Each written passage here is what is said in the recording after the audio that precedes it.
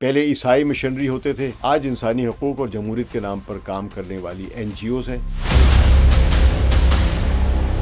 مقصد پھر بھی وہی ہے کہ گلوبل ساؤتھ میں پڑھے لکھے طبقات کی سوچ کو اس حد تک محدود رکھا جائے کہ وہ سرمایہ دارانہ اور سامراجی نظام کے لیے کبھی خطرہ نہ بن سکے۔ جو باتیں گورا صاحب کہتا تھا، اب وہی باتیں براؤن صاحب کہتا ہے۔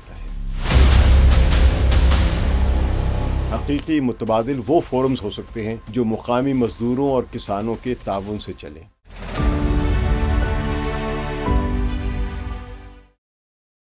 ثقلین امام کا سلام قبول کیجیے۔ جب کسی بھی قوم کے نوجوان عملی زندگی کی حقیقتوں سے گزرتے ہیں اور اپنے علم، مطالعے اور تحقیقی جستجو کے ذریعے ان میں ایک سیاسی شعور بیدار ہونا شروع ہوتا ہے، تو فطری طور پر اپنے ارد گرد موجود جو بھی سماجی، معاشی اور سیاسی ناانصافیاں ہوتی ہیں، ان کے وہ اسباب جاننے کی کوشش کرتے ہیں۔ جلدی ان پر یہ حقیقت منکشف ہو جاتی ہے کہ ان تمام ناانصافیوں کی بنیادی وجہ معاشی استحصال ہے، اور یہی ادراک انہیں آہستہ آہستہ بائیں بازو کے نظریات سے ہم آہنگ کرنے لگتا ہے۔ اسی نظریاتی سفر کو روکنے، موڑنے یا کمزور کرنے کے لیے طاقتور طبقات اور عالمی نظام جو کہ استحصالی، سامراجی، استعماری نظام ہے، وہ مختلف ادوار میں نت نئے حربے یا ڈسٹریکشنز استعمال کرتے ہیں۔ کبھی مذہب کو سیاسی ہتھیار کے طور پر استعمال کیا جاتا ہے، اور کبھی لبرلزم یا نیو لبرلزم جیسے مغربی نظریات کو ترقی پسندی کی دلکش سی اٹریکشن والی ڈکشن میں پیش کر کے نوجوانوں کو کلاس کانفلکٹ یعنی طبقاتی سوال سے دور رکھا جاتا ہے۔ کبھی اوپن سوسائٹی کے نام پر ان پر آزادی ہی آزادی کے دنیا میں صرف آزادی ہونی چاہیے، ریاست بھی نہیں ہونی چاہیے، اس طرح کی باتیں، اس طرح کے خیالات پھیلائے جاتے ہیں، جس کا بہرحال ہم نے تجربہ آج کل کر رہے ہیں کہ جب آپ سوورینٹی کی عزت نہیں کرتے تو آخر میں آپ کو دنیا میں ایک ٹرمپ ہی ملے گا پھر۔ تو در حقیقت یہ سب استعماریت یعنی سامراجی غلبے کے دفاعی طریقے ہیں، کیونکہ یہ بات کسی طور قابل فہم نہیں کہ مغربی استعمار اپنے ہی خلاف بغاوت کرنے والے شعور کی تربیت خود کرے گا۔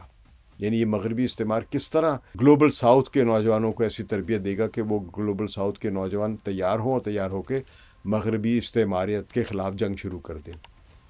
تو اس فکری اور سیاسی پس منظر میں نے یہ تجزیہ کیا ہے افکار تازہ تھنک فیسٹ کی سرگرمیوں اور ان کے کردار کا جائزہ پیش کرنے کی ایک جسارت کر رہا ہوں میں۔ یہ جسارت ایک ایسے فکری میلے پر تنقیدی نظر ڈالتی ہے جسے عام طور پر ترقی پسند سوچ کا نمائندہ سمجھا جا رہا ہے، مگر بائیں بازو کے ایک سنجیدہ تجزیے کے مطابق اس کی حقیقت اس تاثر سے خاصی مختلف ہے۔ نئی نسل کے لیے یہ بات سمجھنا بے حد ضروری ہے کہ افکار تازہ تھنک فیسٹ اور اس جیسے دیگر پلیٹ فارمز جن میں لٹریری فیسٹیولز بھی ہیں جو فورن فنڈڈ ہوتے ہیں، یہ بظاہر آزادی، انسانی حقوق اور سماجی ترقی کی بات کرتے ہیں، لیکن عملی طور پر یہ مغربی طاقتوں کے اس جدید نظام کا حصہ ہیں جو NGOs والے لبرلزم یعنی غیر سرکاری تنظیموں پر مبنی جو لبرل سیاست ہے اس کے ذریعے یہ کام کرتے ہیں اور اپنا اثر و رسوخ بڑھاتے ہیں۔ جنوری کے دوسرے ہفتے میں تھنک فیسٹ ایک ہوا تھا ان کے افکار تازہ جو تنظیم ہے اس کے تحت، تو اس لیے یہ بات میرے ذہن میں آئی کہ اس پر بات کی جائے۔ پاکستان میں عام طور پہ اس قسم کی تنقیدی سوچ اب کم ہوتی جا رہی ہے کیونکہ لوگوں کو اندازہ ہی نہیں کہ ہو کیا رہا ہے، لیکن بہرحال بائیں بازو کے لوگ اس پر غور کر رہے ہیں، اور اب یہ بھی ایک مسئلہ ہے کہ بائیں بازو کے لوگ کتنے بائیں بازو کے ہیں، یا ان میں بھی بہت سے لوگ NGO فنڈڈ ہیں۔ تو یہاں مجھے ایک بات یاد آتی ہے جو برطانوی جاسوسی اور ادبی مصنف ہیں ایرک ایمبلر، ان کی ایک بڑی مشہور و معروف کتاب ہے دی ماسک آف ڈیمیٹریوس، تو اس سے منسوب ہے ایک بات جو میں آپ کے سامنے بیان کر دیتا ہوں تاکہ آپ سمجھ سکیں میں کیا کہنا چاہ رہا ہوں، کہ the important thing to know about an assassination or an attempted assassination is not who fired the shot but who paid for the bullet. یعنی کسی قتل یا قتل کی کوشش کے بارے میں سب سے اہم بات یہ جاننا نہیں ہوتی کہ گولی کس نے چلائی،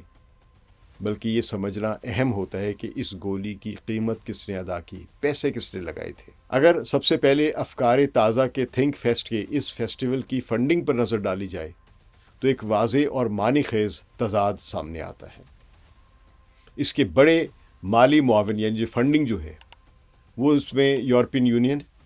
جرمن سفارت خانہ اور فرانسیسی سفارت خانہ جو ہے، یعنی وہی یورپی طاقتیں جن کی استعماری تاریخ بر صغیر سمیت دنیا کے وسیع حصے کو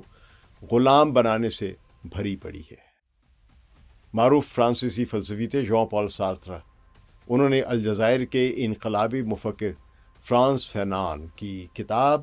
دی ریچڈ آف دی ارتھ اس کے مقدمے میں لکھا تھا کہ یورپی انسانیت ایک جھوٹ ہے۔ فرانس فینان کی کتاب ریچڈ آف دی ارتھ، اس کا ترجمہ معروف پروفیسر سجاد باقر نے کیا تھا، اردو کے بہت بڑے ادیب رہے ہیں، تو انہوں نے اس کتاب کا ترجمہ کر کے اس کا نام رکھا تھا افتادگان خاک۔ بہرحال آگے بات کرتے ہیں۔ تو آج جو ژان پال سارتر جس کو یورپ کی اس تہذیب کو یا یورپی انسانیت کو جھوٹ کہتا ہے، آج اسی جھوٹی انسانیت کی نمائندہ قوتیں اپنے کرنسی اور فنڈز کے ذریعے ہمیں یہ سکھائیں گی یا سکھا رہی ہیں کہ ہم اپنی استحصال پر کس حد تک اور کس انداز میں بات کریں۔ حقیقت یہ ہے کہ اس فیسٹیول کی اکثریتی مالی مدد مغربی سفارتی مشن سے آتی ہے، جبکہ باقی حصہ مقامی کارپوریٹ ادارے فراہم کرتے ہیں جو خود عالمی سامراجی نظام سے جڑے ہوئے ہیں۔ اس پورے فنڈنگ اسٹرکچر میں کسی ایک مزدور یونین، کسان تحریک یا انقلابی فکری گروہ کی براہ راست شمولیت دکھائی نہیں دیتی ہے۔ اس سے بھی زیادہ مزے کی بات ہے کہ ایسے فیسٹیولز کی زبان بھی انگریزی ہوتی ہے، ایلیٹس کی زبان۔ فنڈنگ کے ساتھ ساتھ موضوعات کے انتخاب میں بھی ایک واضح نظریاتی فلٹر کام کرتا ہوا نظر آتا ہے۔ وہی سوالات اور مباحثے سامنے لائے جاتے ہیں جو مغربی لبرل اقدار کے دائرے میں محفوظ سمجھے جاتے ہیں۔ خواتین کے حقوق پر گفتگو ضرور ہوتی ہے، LGBTQ جیسے نظریات کے لیے اشارتاً یا بعض کا کھل کے گنجائش رکھی جاتی ہے، مگر زیادہ تر اسے انفرادی آزادیوں تک محدود رکھا جاتا ہے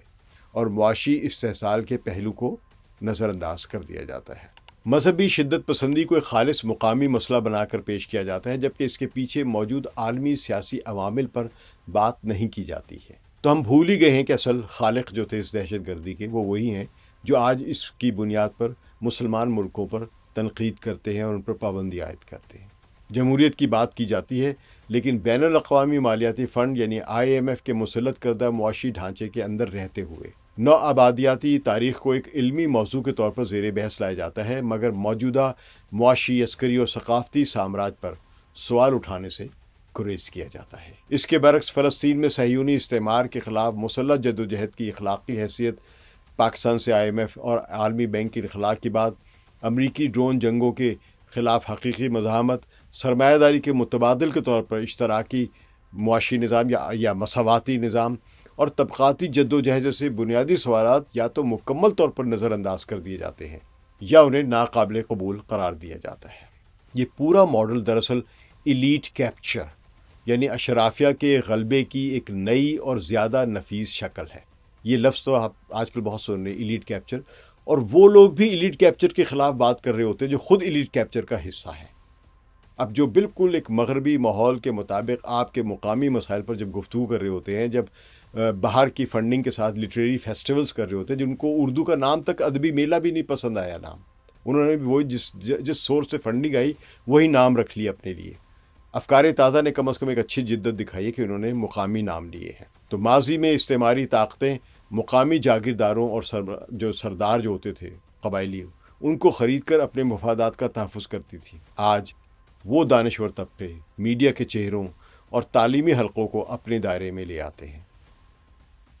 یعنی انٹلیکچوئل جو آتے ہیں جو ویسٹرن فنڈنگ کے ذریعے کام کر رہے ہیں۔ تو فنڈنگ کے ذریعے ایجنڈا طے کیا جاتا ہے، وہی مقررین مدعو کیے جاتے ہیں جو نظام کی بنیادی ساخت پر سوال نہ اٹھائیں۔ اختلاف رائے کی اجازت بھی دی جاتی ہے، مگر صرف اتنی کہ وہ نظام کے لیے خطرہ نہ بن سکے، اور ذہین و باصلاحیت نوجوانوں کو ترقی پسندی کی خوش نما لیبل میں سمیٹ کر ان کی انقلابی صلاحیت کو آہستہ آہستہ بے اثر کر دیا جاتا ہے کہ وہ کریئر میں لگ جائیں اور باہر کا ایک وظیفہ ڈھونڈنے کے چکروں میں چلے جائیں یا ملک سے باہر چلے جائیں، یا اگر یہیں بھی رہیں تو انہی کی فنڈنگ میں رہے۔ تو اس میں طاقتور طبقے جو ہے وہ آئیڈینٹی پالیٹکس پر قبضہ کر لیتے ہیں۔ یہ آج کے دور کی اسٹریٹجی نہیں ہے۔ آپ یہ نہ سمجھے کہ یہ اب ہو رہا ہے، پہلے کبھی نہیں ہوا۔ یہ سب کچھ مختلف ناموں سے پہلے سے ہی ہو رہا ہے۔ سر جنگ کے زمانے میں امریکہ نے دنیا میں اپنا اثر و رسوخ قائم کرنے کے لیے صرف فوجی اتحادوں یا خفیہ آپریشنز یا سفارتی دباؤ پر ہی انحصار نہیں کیا تھا۔ بلکہ ایک منظم فکری اور ثقافتی حکمت عملی بھی اختیار کی تھی۔ اس حکمت عملی کا مقصد یہ تھا کہ دنیا بھر میں، خاص طور پر ایشیا، افریقہ اور لاطینی امریکہ جیسے خطوں میں بائیں بازو اور سامراج مخالف سیاست کو کمزور کیا جائے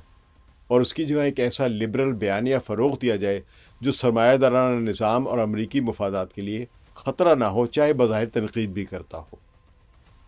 اسی تناظر میں سر جنگ کے آغاز کے فوراً بعد کانگریس فار کلچرل فریڈم کے نام سے ایک عالمی نیٹ ورک قائم کیا گیا تھا، جس نے ادیبوں، شاعروں، صحافیوں، دانشوروں اور فنکاروں کو آزادی اظہار اور ثقافتی مکالمے کے نام پر منظم کیا۔ بعد میں سامنے آنے والی دستاویزات سے یہ بات ثابت ہو گئی، اسی وقت ہو گئی تھی۔ کچھ لیکس بھی آئیں، کچھ لوگوں نے اپنے ڈسکلیمر شائع کیے کہ یہ نیٹ ورک CIA کی سرپرستی میں کام کر رہا تھا۔ اس پلیٹ فارم کے ذریعے مختلف ممالک میں ادبی جرائد، کانفرنسیں اور ثقافتی سرگرمیاں منعقد کی جاتی تھیں، جن کا بنیادی مقصد کمیونزم اور انقلابی بائیں بازو کے مقابلے میں ایک کوٹ ان کوٹ مہذب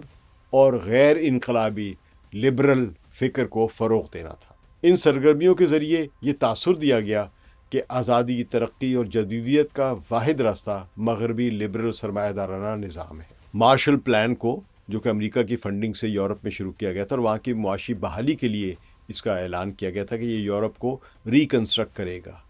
اور اسی طرح اس کی ایک تعارف بھی کرایا گیا تھا۔ مگر تاریخی تحقیق یہ بتاتی ہے کہ اسی منصوبے کے وسائل اور نیٹ ورکس کو ثقافتی اور فکری محاذ پر بھی استعمال کیا گیا تھا۔ شروع میں صرف یورپ تک محدود تھا، تو امریکی خفیہ اداروں نے ان وسائل کے ذریعے ایسے افراد، ادارے اور پلیٹ فارمز کی سرپرستی کی جو بائیں بازو کی سیاست کے لیے فکری طور پر رکاوٹ بن سکے۔ یورپ کے بعد یہی ماڈل آہستہ آہستہ گلوبل ساؤتھ تک پھیلا اور پاکستان تک بھی اس کا اثر آیا۔ وقت کے ساتھ یہ حکمت عملی زیادہ اوپن اور قابل قبول انسٹیٹیوشنلائزڈ انداز میں سامنے آئی۔ یعنی پہلے CIA کے کور میں یہ ہوتے تھے، یا CIA ان کے پیچھے خفیہ طور پہ ہوتے تھے، پھر اس کے بعد انہوں نے ایسی تنظیمیں یا انسٹیٹیوشنز کریٹ کی جو بظاہر ایک قانونی طور پہ کام کر رہی ہیں، لیکن اندر سے وہ CIA کا ایجنڈا فالو کر رہی ہیں۔ اس جیسے اداروں سے وابستہ پڑھے لکھے لوگ کھل کر یہ دعویٰ کر سکتے ہیں، یعنی آپ ایک کسی NGO سے وابستہ ہیں، انٹرنیشنل NGO سے، تو آپ کہہ سکتے ہیں کہ ہم کو CIA کے لیے کام نہیں کر رہے، ہم تو ایک آزاد اور لبرل معاشرے کے فروغ کے لیے کام کر رہے ہیں۔ مگر مقاصد وہی ہوتے ہیں جو کبھی CIA سے وابستہ تنظیمیں اپنے لیے اعلان کرتی تھیں۔ تو نیشنل انڈاؤمنٹ فار ڈیموکریسی جیسے ادارے ہیں، اسی تسلسل کی ایک مثال ہے۔ یہ ادارہ بظاہر جمہوریت، سول سوسائٹی اور انسانی حقوق کے فروغ کے لیے کام کرتا ہے، مگر اس کی فنڈنگ براہ راست امریکی کانگریس سے آتی ہے۔ اس کے ذریعے دنیا بھر میں NGOs، میڈیا اداروں، تھنک ٹینکس اور تربیتی پروگرامز کو مالی معاونت فراہم کی جاتی ہے، جس کا نتیجہ یہ نکلتا ہے کہ پڑھے لکھے طبقات، خاص طور پر طلباء، صحافی اور دانشور، ایک مخصوص سیاسی اور فکری دائرے کے اندر سوچنے لگتے ہیں، جن کے لیے بہت ساری بائیں بازو کی باتیں جو ہے وہ دہشت گردی یا ریڈیکل ہو جاتی ہیں۔ تو اس طرح فورڈ فاؤنڈیشن ہے، راک فیلر فاؤنڈیشن ہے، ایشیا فاؤنڈیشن ہے اور USAID جیسے اداروں نے تعلیم، تحقیق، میڈیا اور ثقافت کے شعبوں میں بھاری سرمایہ کاری کی۔ بظاہر یہ سرمایہ کاری ترقی اور فلاح کے نام پر تھی، اصلاح کے نام پہ، ریفارمز کے نام پر تھی، مگر عملی طور پر انہی افراد اور اداروں کو آگے بڑھایا گیا جو طبقاتی جدوجہد، سامراج مخالف سیاست اور سرمایہ دارانہ نظام پر بنیادی سوال اٹھانے سے گریز کرتے تھے۔ اس کے برعکس ایسے خیالات کو مرکزی دھارے سے باہر رکھا گیا جو نظام کی جڑوں کو چیلنج کرتے تھے۔ پاکستان میں ایک زمانے میں جو مین سٹریم نیریٹو جو تھا یا ڈائیلاگ کے جو بنیادی ڈکشن تھی وہ بائیں بازو کی تھی، کیونکہ پاکستان سے پہلے اور پاکستان کے شروع کے ادوار میں جو یہاں کا دانشور تھا وہ انجمن ترقی پسند مصنفین کے زاویے سے سوچتا تھا اور لکھتا تھا، لیکن آہستہ آہستہ انجمن ترقی پسند مصنفین کو سسٹمیٹکلی کل کیا گیا، اس کو زہر دے دے کر مارا گیا، ختم کیا گیا، اور اس کے بعد ایک لبرل ماحول ہمارے ادب پر بھی اب چھا چکا ہوا ہے۔ تو پاکستان کے حوالے سے سعدیہ طور کی ایک کتاب ہے، یہ اس وقت امریکہ میں یونیورسٹی میں پڑھاتی ہیں، تو ان کی جو کتاب ہے اس کا نام ہے the state of Islam, culture and cold war politics in Pakistan. نہایت اہم ہے اس لحاظ سے، جس میں یہ دکھایا گیا ہے کہ سرد جنگ کے دوران عالمی سیاست نے کس طرح پاکستان کے فکری اور ثقافتی منظرنامے کو متاثر کیا، اور وہ واضح کرتی ہیں کہ امریکی مفادات سے وابستہ اداروں نے تعلیم، میڈیا اور دانشورانہ مباحث کے ذریعے ایک ایسا لبرل بیانیہ فروغ دیا جس کا نتیجہ یہ نکلا کہ بائیں بازو کی ترقی پسند تحریکیں کمزور ہوتی چلی گئیں اور طبقاتی سیاست پس منظر میں چلی گئی۔ اب آپ کتنے دانشوروں سے یا ٹیلی ویژن پہ بیٹھے لوگوں سے یہ بات سنتے ہیں کہ طبقاتی سیاست پاکستان کی سیاست کا بڑا بنیادی ایک نعرہ بھی رہی ہے۔ آج کے دور میں یہی حکمت عملی نسبتاً نرم اور زیادہ نفیس شکل میں سامنے آتی ہے۔ گزشتہ 3-4 دہائیوں میں مغربی ممالک کی جانب سے گلوبل ساؤتھ بشمول پاکستان میں سب سے زیادہ اسکالرشپس اور تحقیقی مواقع جن شعبے میں دیے گئے ہیں، یعنی وہ کون کون سے شعبے جس میں اسکالرشپس یا فیلوشپس دی گئی ہیں، ان میں جینڈر سٹڈیز اور جینڈر کانفلکٹ نمایاں ہے۔ اس عمل کے نتیجے میں آہستہ آہستہ طبقاتی تضاد اور سرمایہ دارانہ استحصال جیسے بنیادی سوالات پس منظر میں چلے گئے اور ان کی جگہ سماجی تضادات کو شناختی مسائل کے طور پر پیش کیا جانے لگا۔ آپ کی ڈکشن ہی بدل گئی ہوئی ہے۔ یوں طبقاتی جدوجہد کو غیر مرئی بنا کر ایک ایسا بیانیہ مضبوط کیا گیا جو سرمایہ دارانہ نظام کے لیے نسبتاً بے ضرر ہے۔ آپ جینڈر گفتگو جتنی مرضی کریں، سرمایہ دارانہ نظام کے لیے کوئی خطرہ ہی نہیں ہے۔ ہاں، اگر آپ طبقاتی کشمکش کی بات کریں گی تو سرمایہ دارانہ نظام یا عالمی استعمار جو ہے وہ فوراً اس کے کان کھڑے ہو جائیں گے، الرٹ ہو جائیں گے۔ فل برائٹ اسکالرشپس ہے، چیوننگ روڈ اسکالرشپ ہے، ایراسمس منڈس جیسے جو اسکالرشپس ہے، یہ پروگرام بلا شبہ اعلیٰ تعلیم کے مواقع فراہم کرتے ہیں، اور اگر کسی کو ملتا ہے تو مجھے اس پہ اعتراض بھی نہیں، ضرور حاصل کرے، مگر یہ جانتے ہوئے کہ ان کا ایک فکری اور ثقافتی اثر بھی ہے۔ ان پروگرامز کے ذریعے گلوبل ساؤتھ سے تعلق رکھنے والے طلباء کو مغربی یونیورسٹیز جو ہیں اور جو وہاں کے جو فکری ماحول ہے ان میں ڈھالا جاتا ہے، جہاں مخصوص لبرل اقدار اور سیاسی معروضات کو یا مفروضات کو فطری اور آفاقی سچ کے طور پر پیش کیا جاتا ہے کہ دنیا میں بس یہی ہے۔ لبرل ہو گئے تو سمجھو آپ پوری دنیا کی صحیح سوچ، متوازن سوچ آپ کو مل گئی ہے۔ اور جب یہی نوجوان پڑھ لکھ کے یا پی ایچ ڈیز کر کے واپس آتے ہیں تو یہی طبقہ میڈیا، یونیورسٹیز اور پالیسی سازی کے جو بھی ادارے ہیں ان میں اپنا اثر و رسوخ حاصل کرتا ہے۔ یہاں پہ بڑے معتبر سمجھے جاتے ہیں کیونکہ باہر کی کسی یونیورسٹی سے پڑھ کے آئے ہوئے۔ ہم یہ نہیں دیکھتے کہ یہ کولونائزڈ مائنڈ سیٹ کے ساتھ واپس آئے ہیں۔ تو اس پورے پس منظر کو سامنے رکھا جائے تو یہ بات واضح ہو جاتی ہے کہ فکری میلوں، تھنک فیسٹ یا تھنک فیسٹیول جو ہیں اور این جی او کلچر کی موجودہ شکل کوئی اچانک پیدا ہونے والا رجحان نہیں، بلکہ سر جنگ کے زمانے میں تیار کیے گئے ایک آزمودہ ماڈل کا تسلسل ہے۔ فرق صرف اتنا ہے کہ آج بندوق اور فوجی قبضے کی جگہ مکالمے، کانفرنسیں اور ترقی پسند زبان یا ڈکشن استعمال کی جاتی ہے۔ مقصد پھر بھی وہی ہے کہ گلوبل ساؤتھ میں پڑھے لکھے طبقات کی سوچ کو اس حد تک منظم اور محدود رکھا جائے کہ وہ سرمایہ دارانہ اور سامراجی نظام کے لیے کبھی خطرہ نہ بن سکے۔ تو ژان پال سارتر، فرانس کے جو فلاسفر ہیں، ان کا ذکر بھی کیا، ان کے الفاظ میں جب حقیقت ہماری آنکھیں کھول دیتی ہے تو ہمارے سامنے دو راستے ہوتے ہیں، یا تو ہم اس حقیقت سے نظریں چرا لیں یا یہ تسلیم کر لیں کہ ہم ایک زہریلے نظام کا حصہ رہے ہیں۔ افکار تازہ تھنک فیسٹ اس زہریلے پن کو تسلیم کرنے سے انکار کرتی ہے۔ یہ نو آبادیاتی ماضی پر توجہ تو کرتا ہے یہ ادارہ، مگر موجودہ معاشی اور ثقافتی سامراج پر خاموش رہتا ہے۔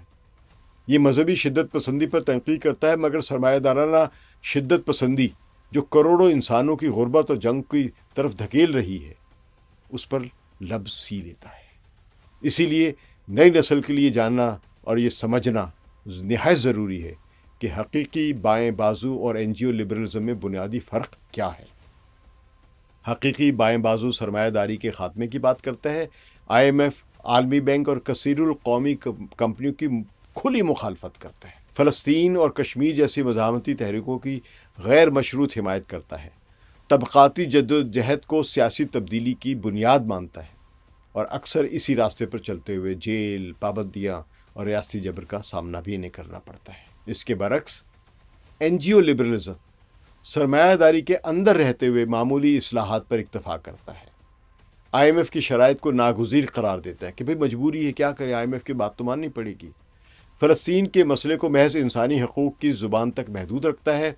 شناختی سیاست کو مرکزی بنا کر طبقاتی سوال کو پس منظر میں دھکیل لیتا ہے، اور اس کے بدلے مغربی سفارت خانوں اور ڈونر اداروں میں پذیرائی اور فنڈنگ حاصل کرتا ہے۔ سادہ الفاظ میں یوں سمجھ لیجئے کہ یہ ایک طرح کا چھوٹا سا ڈیووس فورم ہے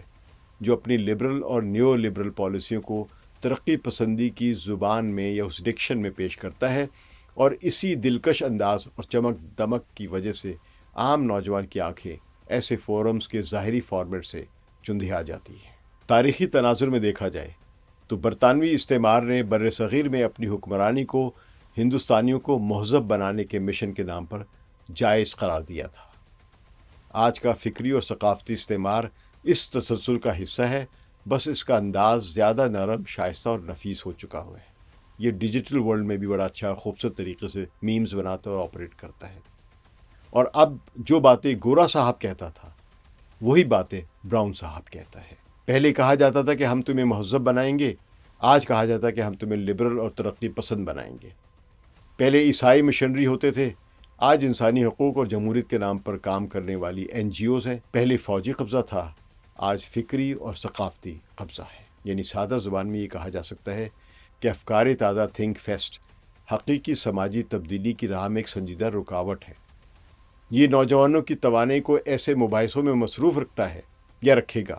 جو نظام کے لیے بے ضرر ہوں اور جو اصل طاقت کے مراکز کو چیلنج نہ کریں۔